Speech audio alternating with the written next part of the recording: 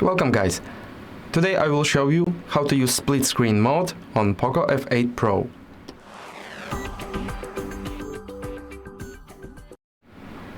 For example, I want to split screen the settings app and the phone dialer app.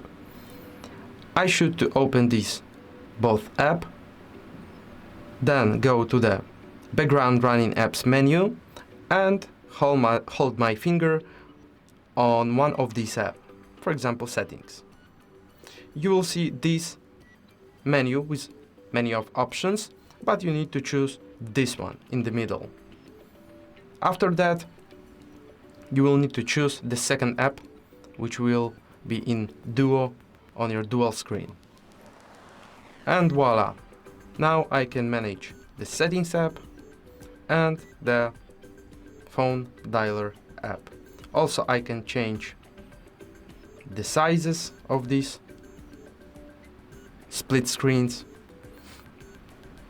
To leave this mode, simply go to the background running apps menu and tap where you want, or just close these split screened apps.